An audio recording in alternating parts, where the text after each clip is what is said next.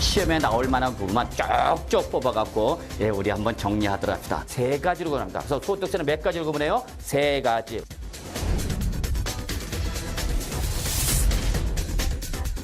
네, 저하고 함께 하시는 분들은 항상 다 붙습니다. 이제부터 아주 중요한 단어가 나오죠. 목적세 종류 기억해 두셔야 된다 그랬죠. 어떻게 기억나시나요? 어떻게 배웠죠, 여러분? 교교농 기지요 이렇게 배웠죠.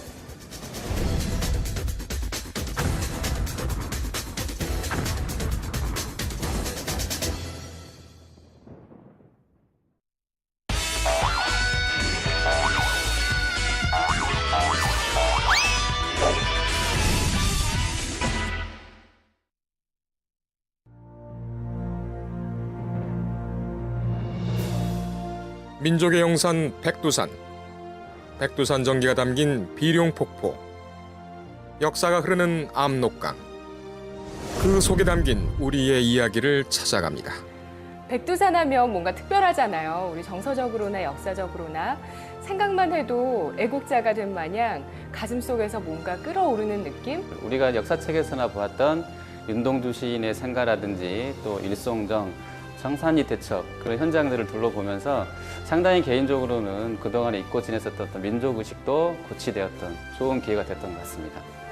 옵션과 쇼핑이 없다 보니까 자유로운 일정에 눈은 즐겁고 몸과 마음은 치유가 되는 말 그대로 힐링의 시간을 보내고 왔답니다.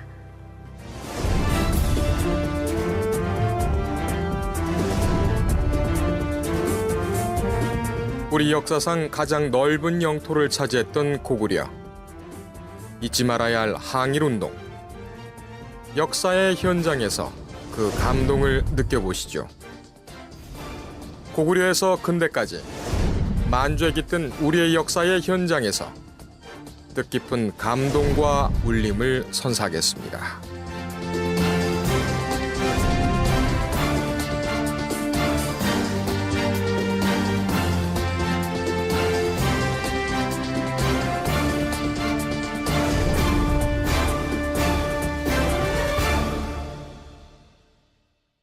부동산 투자 2부 리얼 궁금해 시간으로 다시 돌아왔습니다. 계속해서 노철호 대표님 함께 하시니까요. 많은 참여 부탁드립니다. 저희 서울전화 2128-3838 코드 번호는 777번이고요. 그리고 인터넷 알토마토 홈페이지에도 글 많이 남겨주시기 바랍니다. 자, 그러면 저희 첫 번째 사연부터 보겠습니다. 화면 보시죠.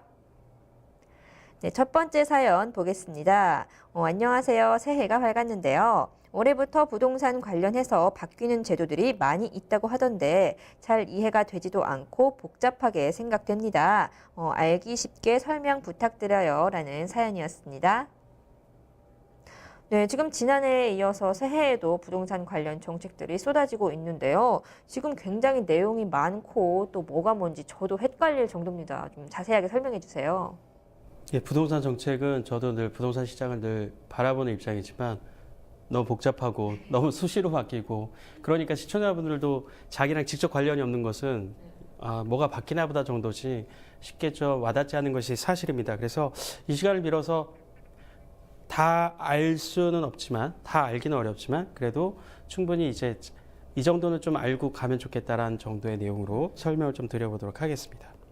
자, 그럼 가장 처음으로 이제 저희가 오프닝에서도 설명을 해드렸지만 이제 청약 제도가 대폭 간소화됐다고 합니다. 그래서 분양 시장이 더욱 힘을 받게 됐다 이런 말씀 드렸었는데요. 청약 제도가 어떻게 바뀐 겁니까? 예, 청약 제도가 저도 이제 모집 공고를 늘 살피지만 굉장히 복잡하게 돼 있지 않습니까? 네. 그래서 일단 이렇게 이해하시면 될 것 같아요. 청약 제도가 너무 복잡했다. 그래서 주택 공급에 관한 규칙이 너무 수시로 이렇게 정정이 되면서 보도자료가 쏟아지고 있는데요. 쉽게 얘기하면 굉장히 이제 쉬워지고 청약할 때는 이제 청약을 해보신 경험들이 있으시면 알겠지만 직접 이제 아파트 투유나 그 국민은행 사이트를 통해서 온라인 청약을 하게 되는데 그때 계속 거기서 또 점검을 해주고 상담원들이 해주니까 실제 청약할 때는 큰 문제가 없겠지만 그래도 올해 무엇이 바뀌는지를 좀 정리를 좀 해보겠습니다. 첫 번째로 이제 국민주택 우리가 얘기하는 LH나 이런 데서 도시공사나 이런 데서 공급되는 이런 청약할 때 무주택 세대주 요건이 있었거든요. 네.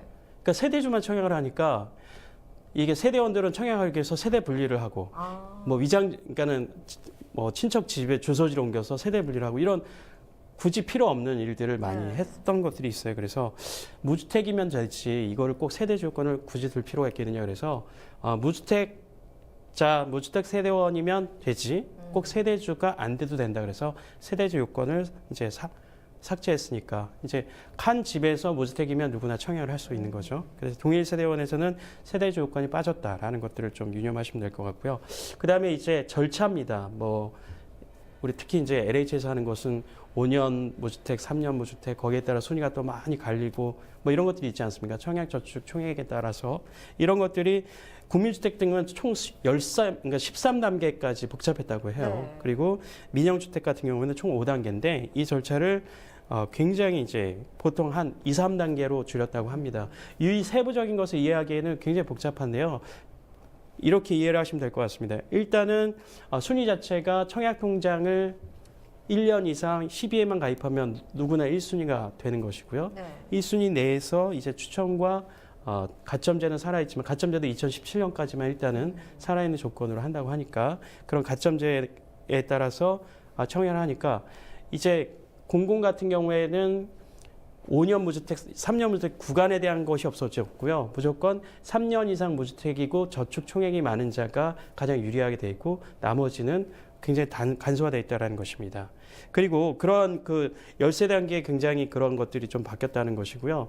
그 다음에 이제 청약 예치금 관련돼서도 우리가 청약 예금이라고 표현을 할게요. 뭐 300만 원짜리를 들었으면 이거를 큰 평하기 위해서 600만 원짜리 바꾸려면 2년을 기다려야 되거든요. 그러니까 예치금 변경 기간도 굳이 필요 없다. 그다음에 작은 평에서 큰 평으로 해서 증액을 했을 때는 또 3개월 유예 기간이라는 것이 있었는데 그 유예 기간도 없이 이제 바로바로 이제 청약을 할 수 있는 기회를 제공한다라는 것이 특징이고요.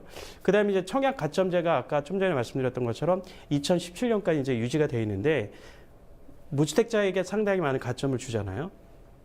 근데 역으로 무주택자에 가점을 주는 거는 다 찬성을 하는데 유주택자에게는 또 감점을 줬단 말이죠. 그러면 오히려 이게 무슨 연자제처럼 이중처벌을 하는 것 같은 느낌이었어요. 그래서 무주택자에게 가점을 주는 건 그대로 살려두고 감점 빼주는 그런 정도 얘기를 했고요. 그다음에 이제 무주택이라는 기준을 산정함에 있어서 과거에는 7천만 원 이하 주택은 무주택으로 쳐졌거든요. 근데 그 기준도 완화를 해줬습니다. 그래서 서울 같은 경우에는 수도권 같은 경우 1억 3천 이하면 무주택으로 봐주고 지방 같은 경우에는 8천만 원. 그러니까 전반적으로 청약 관련돼서는 이렇게 청약할 수 있는 문턱을 낮춰서 우리가 올해도 분양시장에 대해서 많은 배려를 하고 있지 않습니까? 그래서 정부에서는 누구나 1순위 1년 이상 12회를 청약을 하며 청약통을 갖고 있으면 누구나 이렇게 공공분양은 여전히 청약저축 총액이 많아야 되겠지만 누구나 청약을 해서 이제 집을 받을 수 있는 그리고 전체 분양 60%는 추첨이란 말이죠. 운이 좋으면 당첨될 수 있다. 1년 동안 청약통장을 갖고 있는 1순위자들은 누구나 민영주택에 있어서 당첨 가능성을 열어놓는다는 것이 핵심이라고 볼 수가 있겠습니다. 자, 그럼 정리를 하게 되면 이제 국민주택 규모의 청약 저축 총액이 중요하기 때문에 이런 경우는 저축액의 총액에 좀 신경을 쓰셔야 될 것 같고요. 지금 민영주택 같은 경우는 1년 이상 청약통장에 가입하게 되면 무조건 1순위자가 돼서 더욱 경쟁이 치열해질 것 같고 또 여기에다가 지금 청약 가점보다는 추첨으로 60%가량을 뽑게 되기 때문에 좀 더 적극적인 청약 전략을 세우셔야겠습니다. 자, 그러면 또 어떤 내용이 있을까요? 어떤 그 부동산 정책이 바뀌는 내용 어떤 게 있을까요? 청약 관련돼서 분양 시장을 좀 완화를 해줬다면 두 번째로 핵심적인 것이 이제 재건축 규제 완화가 핵심이라고 할 수가 있겠습니다. 오는 2014년 4월부터 적용되는 것인데요. 그 핵심적인 것이 재건축 지난번에 제가 Q&A 시간에도 사례를 가지고 한번 설명드렸던 적이 있는 것 같은데 재건축 기준이 최장 40년에서 30년, 그래서 10년을 단축해줬다라는 것입니다. 그래서 이 얘기는 굉장히 예를 들어서 서울 같은 경우 86년 이후에 준공된 아파트는 무조건 40년이라는 시간이 넘어야 재건축을 할 수 있었는데 그것이 30년으로 단축됐다, 10년이 단축됐다.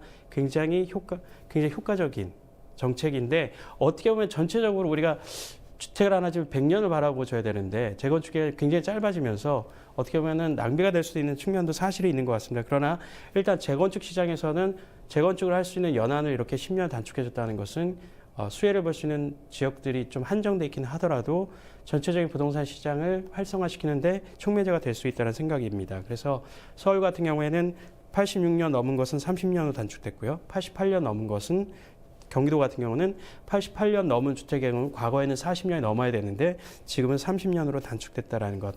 그래서 이런 반사이익을 누릴 수 있는 곳이 대부분 강남권이라든지 목동 지역, 그다음에 노원구에 있는 상계 지역 이 정도가 혜택을 바로 볼 수 있는 지역이라고 좀 이해를 할 수 있을 것 같고요.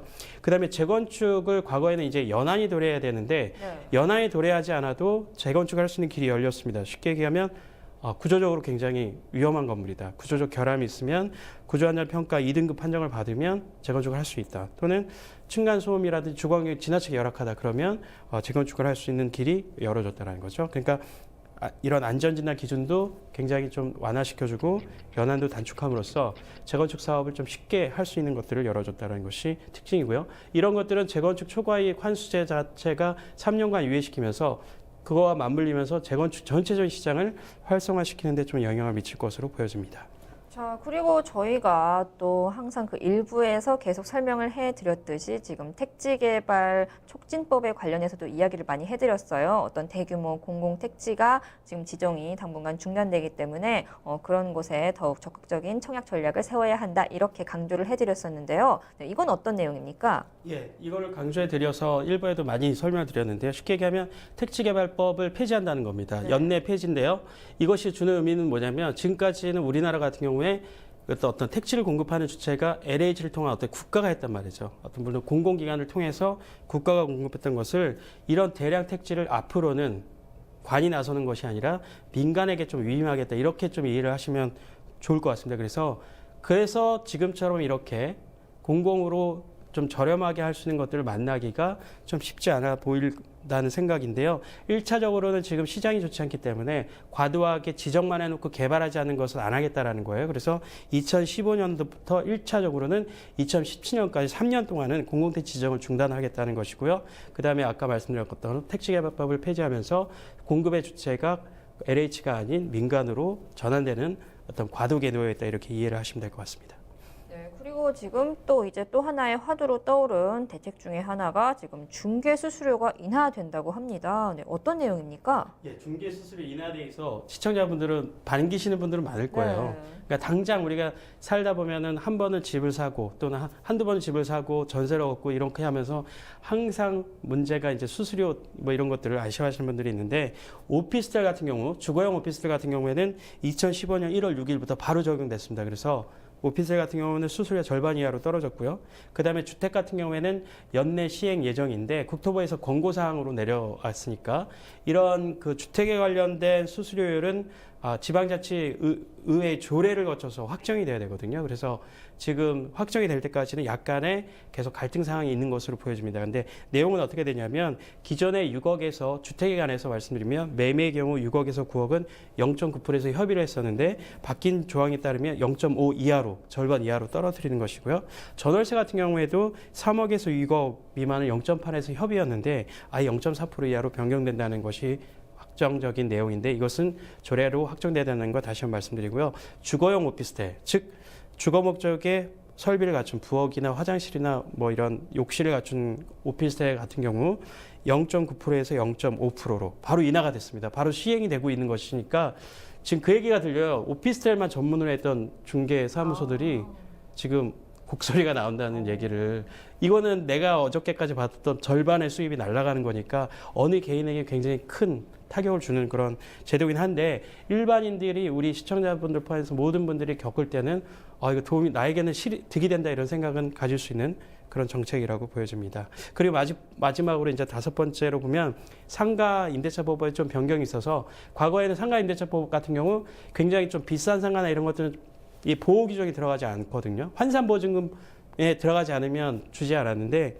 환산보증금, 보증금 포함이 되지 않더라도 임차인들이 5년 동안 계약갱신할 수 있는 것들을 법으로 보호해 주고요. 그다음에 이제 임차인끼리 수수하는 권리금 자체가 매우 불투명합니다. 그리고 권리금을 뭐 남용하거나 이런 문제가 항상 발생했는데 이제 상가 계약을 할 때 표준계약서에 권리금 자체를 명시해서 합법적으로 한다고 하는 점도 새롭게 바뀌는 정책이라고 이해할 수가 있겠습니다.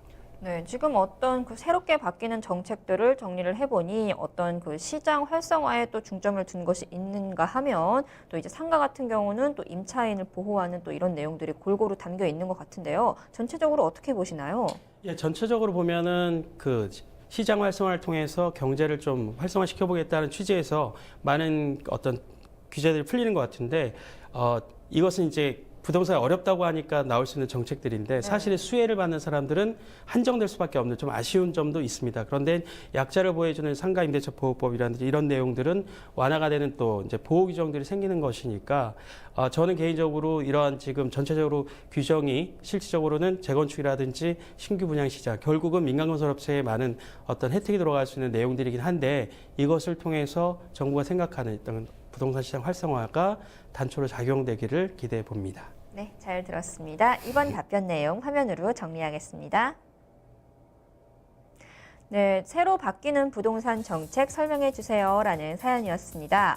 우선 지금 청약제도가 개편이 되는데요. 특히 민영주택의 1순위 요건이 완화되는 만큼 앞으로 청약 경쟁률이 더욱 치열해질 것으로 보입니다.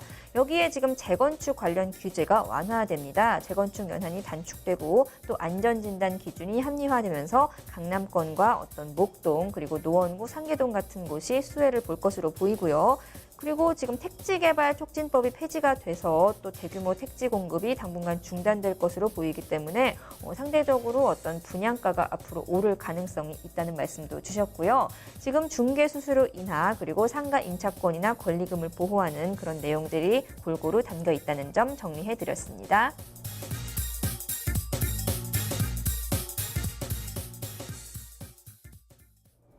네, 다음 사연 보겠습니다. 화면 보시죠. 다음 사연 보겠습니다.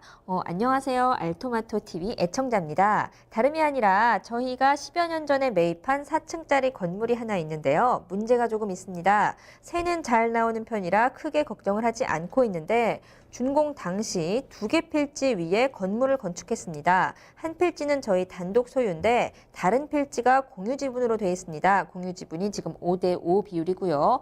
건물이 25년 가까이 돼서 이참에 리모델링을 할까 아니면 매각하고 다른 부동산으로 갈아탈까 고민을 하고 있습니다. 이렇게 지금 매각한다고 했을 때 공유 지분이 문제가 될 수 있는지 궁금합니다라는 사연이었습니다. 네, 지금 건물을 소유하고 계신 시청자분인데요. 건물은 지금 4층 규모고 지금 지어진 지 거의 25년 정도 된 노후한 건물이라서 리모델링이나 또 매각을 통한 그런 수익을 기대하고 계십니다. 그런데 지금 보니까 뭐 공유 지분 이런 복잡한 말들이 나와요. 정리를 해주셔야 될 것 같아요. 예, 그림을 보면서 좀 전반적으로 설명을 드리도록 하겠습니다. 그림을 좀 보고 이해를 좀 하셔야 될 것 같은데요. 네.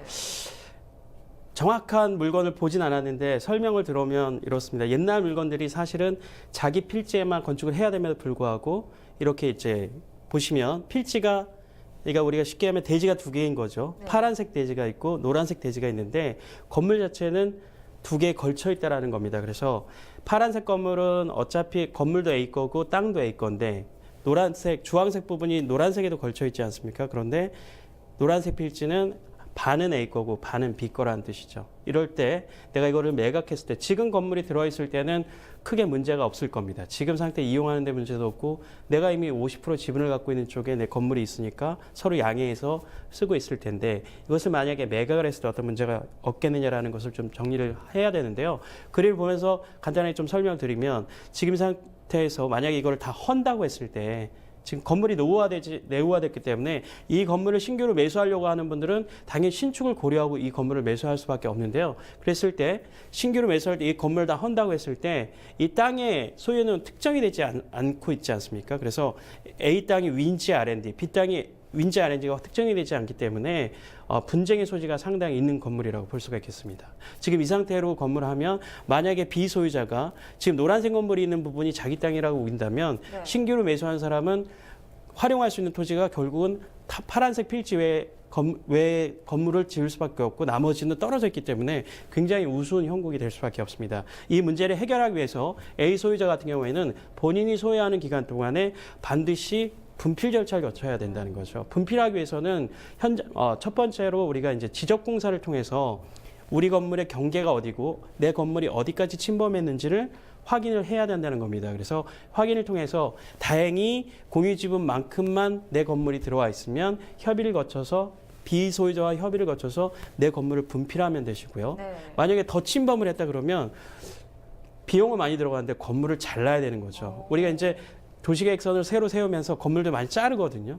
비용이 많이 들어갑니다. 그러나 그렇게 해서라도 만약 침범이 20% 정도 침범했다 그러면 건물을 잘라서라도 소유권을 명확하게 구분하지 않으면 이 건물은 매각하기가 굉장히 난해한 건물이라고 할 수 있겠고요.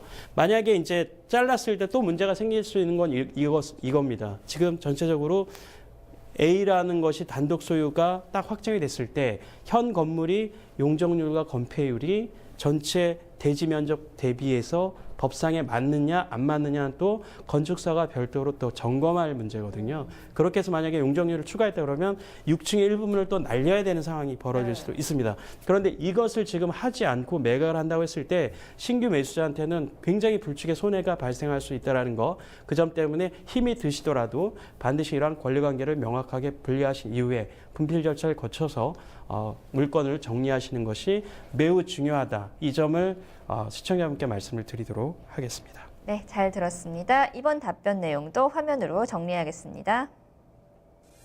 네, 지금 공유 지분 건물을 매각해야 되는데 지분에 문제가 생겼어요 라는 사연이었습니다.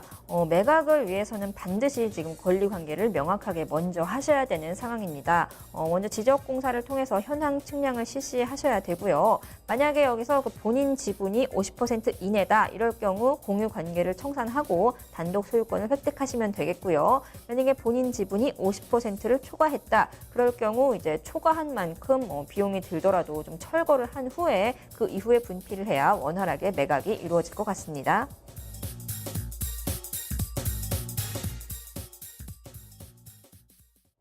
네, 이렇게 해서 저희가 준비한 순서는 여기까지입니다. 함께 수고해주신 노철우 대표님 정말 감사드립니다. 감사합니다. 네, 편한 부동산 투자 다음 주 화요일 이 시간에 다시 찾아오겠습니다. 시청해주셔서 고맙습니다.